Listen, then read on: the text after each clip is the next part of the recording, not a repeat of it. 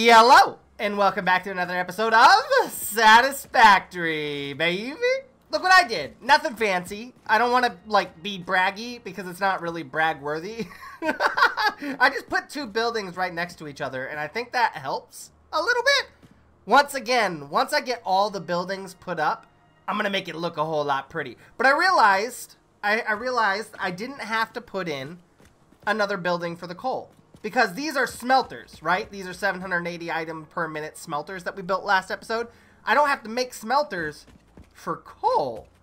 But I do want to have some sort of merging point. Though, now that I think about it, putting more than 780 items on one belt isn't efficient. I'm going to work on that. I'm going to work on that later. But I guess the issue that I'm hitting now is I don't have the next level of miner, right? As of right now, without any nodes or any overclockers or anything, I could only put out 120 items per minute, and I don't like those numbers. Them be rookie numbers. So today, I think we need to go back to the hub and do a little bit of research. So what I'm looking for is leading edge production. Yes, so that has the miner Mark III. Now the issue with getting the Mark III miner is I need to have things called fused modular frames and supercomputers. I don't have access to those yet because here in tier 7 there's aeronautical engineering, which gives us access to the supercomputers, and then here in advanced aluminum production, we have fused modular frames, which I would have to use a hydrogen? Not hydrogen. There's little things in the floor that go That's not a good example. Nitrogen! Nitrogen gas! Okay, oh my goodness, why was that so difficult? Long story short, we need to make nitrogen gas and somehow make heat sinks and cooling systems and whatnot. Then, after that point, we can then mass produce miner Mark IIIs. So, what I'm going to do today is I'm going to focus on that, starting with aeronautical engineering, which means I need to make 50 RCUs, which I don't think is too difficult. I went ahead and farmed up some computers and some crystal oscillators off camera. So now, if I just sit here, can I only create 24? Did I not math correctly? Nothing but a quick trip to the aluminum farm, right? But now we should have enough RCUs. And I actually pre-planned ahead of time because I believe the nitrogen gas recipe is going to need RCUs as well. Look at me! I'm doing work! Ah! I'm pre-planning episodes. It's like I know what I'm going to be doing in the future. This is crazy. This is crazy. I've never had my life sorted out before. I'm not comfortable in this position. Boom! Finito! That's kind of what this series is kind of doing things that are out of our automation league. We make everything manually so that we can beat the game. And then we come back and automate everything. But let's see. I'm currently making circuit boards, which I believe are used to make automated or AI limiters. I could be wrong. And then over here, I'm making computers. Okay, so AI limiters are created with copper sheets and quick wire. Easy. I can make a ton of those. And then high-speed connectors are made with circuit boards and the rest. Easy. I can make those as well. Okay, so how many supercomputers do I need? 100. Okay, so I need 100 supercomputers, which means I need how many of each thing? I need 200 AI limiters and 300 high-speed connectors. Oh, I'm gonna be here for a while. Now, I didn't think it was gonna happen as fast as it did, but this recipe calls for a whole lot of plastic. And we are officially out of plastic. Look at this. This whole chest, it used to be full. Now we're down to just this. So I think it's a good idea to just duplicate this design here, which isn't a bad idea. We have another oil node right there. So bear with me. I decided to change everything. Oh my goodness. I reset this whole entire platform up just to make plastics. And then I was thinking this secondary platform over here, which I made to make rubber. So this will be the plastics tower. That'll be the rubber tower. And then we even have another oil deposit over there if we're like lacking on one or the other. Or maybe we could have a combo. I don't know. But long story short, I have 8 refineries going here, hooking up to basically this storage container right here, which is going to make canisters so that we can make packaged fuel. And then the rest is going to go into this storage container right here. So you can see we've accumulated a good amount of plastic already. Roughly about 160 plastic per minute. Now, that's not the best production rate, but to be completely honest with you, I'm happy with that just off of one node. Now, the thing is, we could always go down here and overclock the crap out of this oil extractor. Right now, we got no overclocking. So we can boost that up to 480 with just 2 and double our production.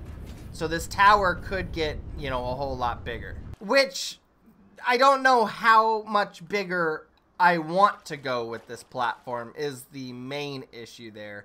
Because that looks good. If I make it much bigger, it's going to look kind of ridiculous. If I add another level on top of it, I'm going to have to raise the top platform there so I can fit another row of refineries. And will that look as good as something like this? I don't really know. I don't really know. Maybe we just don't overclock it. But I feel like plastic and rubber production is going to get pretty intense here soon, and we're going to need it, right? So I don't know. I don't know. And supercomputers are finito. It took a while to manually make all those, but I'm happy because it's done. Now we can get on to Tier 8 Advanced Aluminum Production, which I have all the materials. Look at me go. Bloop. So now that we have advanced aluminum production, we are now going into the next phase, which is the end product, but probably the most time-consuming part of the project, because we need these things called fuse modular frames. To make fuse modular frames, we got this big bad boy. It's called the blender, and it's probably one of the coolest builds or buildings in this game, because when it's working, you can see things blending in this top bit here. I think it's beautiful. But this blender, what it'll do is it'll take heavy modular frames, aluminum casings, and nitrogen gas. And that will create one fused modular frame, 1.5 per minute. Now, normally it wouldn't be too big of a deal. We only need 50 of these guys. The issue here is the nitrogen gas. We don't have that set up yet. Now, bear with me, because it has been a long time since I have done one of these, but I believe I put a pressurizer here on this center bit here, and then I put these resource well extractors on these outward bits. What's a fracking satellite node? Ah, okay. Okay, that's understandable. Okay, so I needed that to be powered first, and then now I can place these resource well extractors. Okay, now let's think about this logistically here. If these well extractors give me a rate of 60 per minute, and my pipes can hold 600 per minute, then easy math, I shouldn't have had to put that into the calculator here, but that means I could put 10 well extractors on one line. And I'm counting 1, 2, 3, 4, 5, 6 well extractors. 7. Is there another? Nope, 7 well extractors, which means I could put all 7 well extractors onto one pipe. Fantastic. Now, where do I bring that pipe? All right. I mean, a little bit messy, but to be completely honest with you, this is temporary. Okay. So basically, I have the nitrogen gas all going into one line, which is now in this pipeline right here, going into the blender.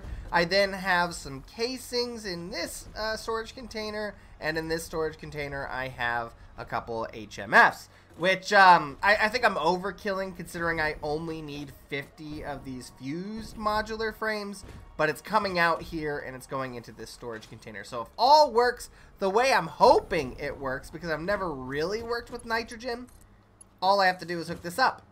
And it should... Hey, I think it's working. Look at the liquids. Look at the liquids. Ain't this beautiful? And in just about 40 minutes, I should have enough fused modular frames to be able to go on to the next step, which is those Mk3 Miners, which I think is endgame at this point. I know I've been saying that phrase for the last like 3 episodes, endgame, endgame, endgame, but truthfully, once we get the max miner, there's not much after that. Now, of course, we can do like nuclear power and all of that fun stuff, which eventually I do want to do. But for now, I just want to get basic automation set up. And boom! Yes! We've done it, baby! So now we officially have the Mk3 Miner! And now, of course, we're gonna hit another snag in the plan.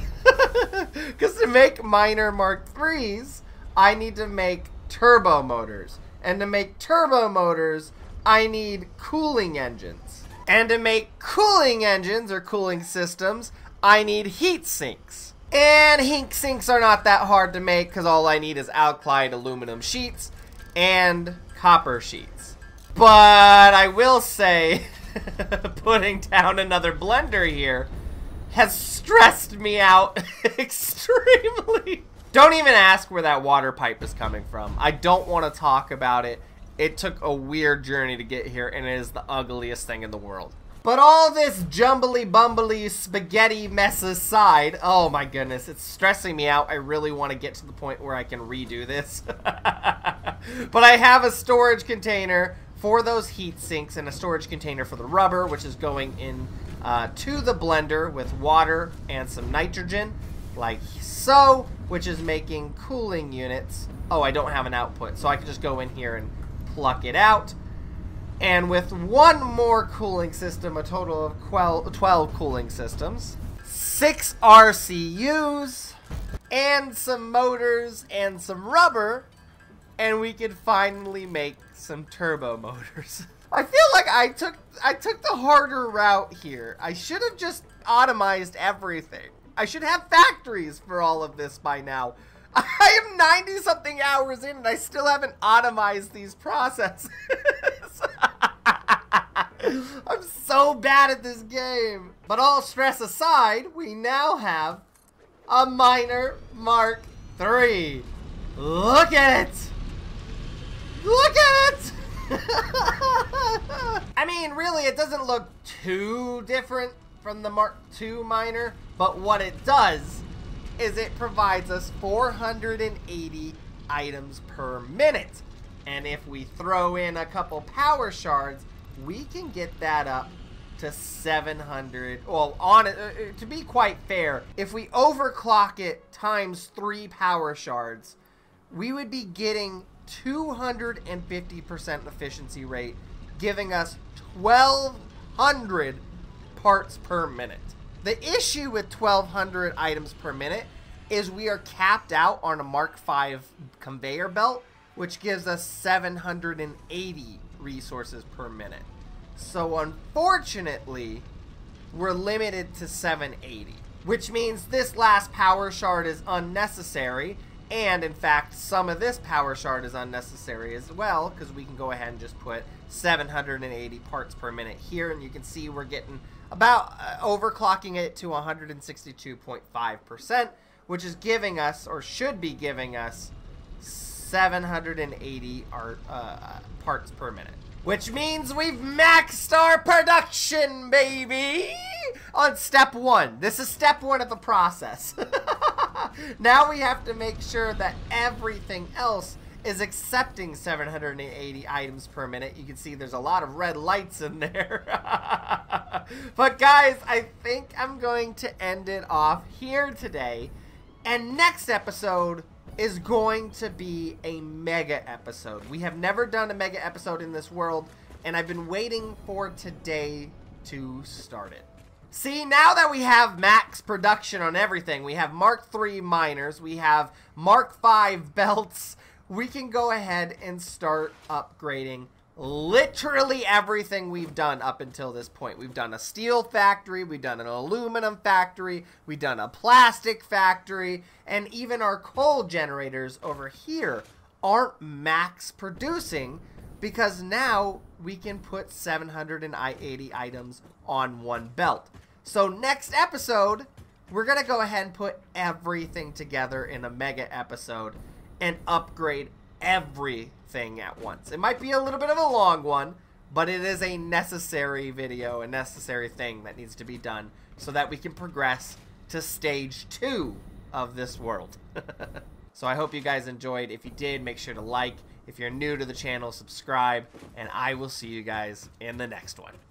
Peace!